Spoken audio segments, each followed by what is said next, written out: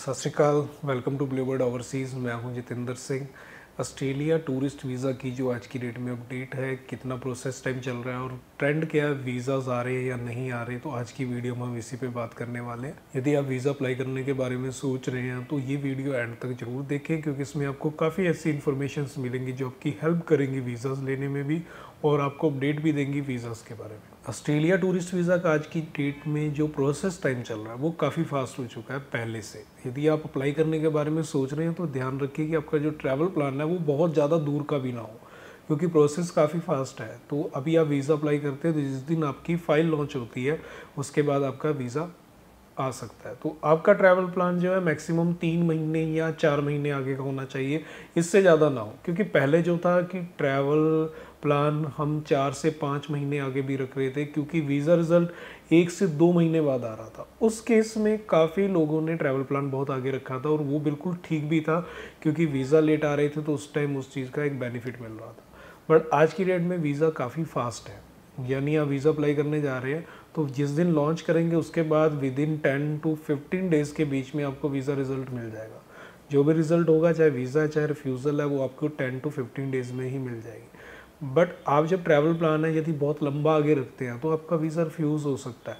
तो आप कोशिश कर रहे हैं कि विद इन 3 मंथ और मैक्सिमम टू मैक्सिमम 4 मंथ के बीच का रखें। इससे ज़्यादा दूर अपना ट्रैवल प्लान ना लेके जाएं, अदरवाइज़ आपको रिफ्यूज़ल देखनी पड़ सकती है। तो ये तो हो गया प्रोसेस टाइम। अब इसके बाद बायोमेट्रिक की जो अपडेट है, काफ़ी लोगों को डाउट होता है कि जब हम ऑस्ट्रेलिया में वीज़ा अप्लाई करने जा रहे हैं तो बायोमेट्रिक होंगे या नहीं होंगे। यदि आप इंडिया से वीज़ा अप्लाई कर रहे हैं तो आपके बायोमेट्रिक नहीं होने, बट आप अदर कंट्री में रह रहे हैं, लाइक दुबई में रह रहे हैं या फिर सिंगापुर में रह रहे हैं, यूरोप में कुछ कंट्रीज़ हैं जैसे फ्रांस है उसमें रह रहे हैं, या फिर साउथ कोरिया में है, जापान में है, तो इस तरीके से आप इन कंट्रीज़ में रहते हैं तो वहाँ से आपको बायोमेट्रिक देने होते हैं।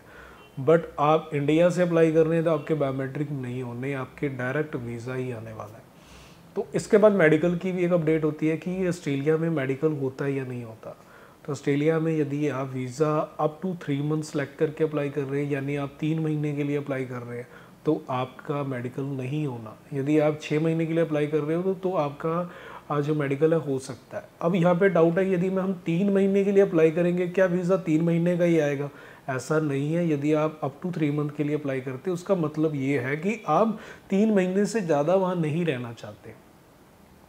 आपका जो वीज़ा आएगा वो 3 साल का भी आ सकता है, साल का भी आ सकता है, बट आप एक सिंगल विजिट में 3 महीने से ज़्यादा नहीं रह सकते। इसका मतलब ये होता है।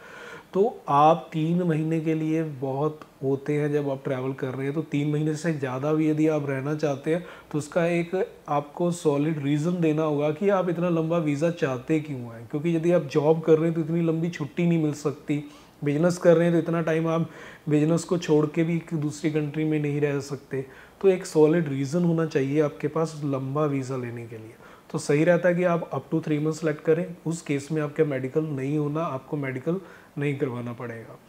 तो उसके बाद हम बात करें कोस्ट की, तो कोस्ट नॉर्मल ही है 190 जो ऑस्ट्रेलियन डॉलर है वो आपको जस्ट पे करने हैं एम्बेसी फीस, और आप फाइल खुद भी कर सकते हैं। और यदि किसी कंसल्टेंट से आप अप्लाई करवा रहे हैं तो उनके अपने सर्विस चार्ज हो सकते हैं। आप हमसे भी अब वीज़ा अप्लाई करवाना चाहें तो हमसे भी करवा सकते हैं।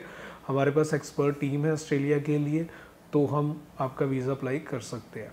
तो बस आपको ये ध्यान रखना है कि कुछ जो इंस्ट्रक्शंस हैं वो फॉलो करनी है, अपना कवर लेटर सही देना है, सही ट्रैवल रीज़न देना है, और आपके डॉक्यूमेंट जो है वो सही तरीके से वीज़ा अफसर के पास पहुँचे।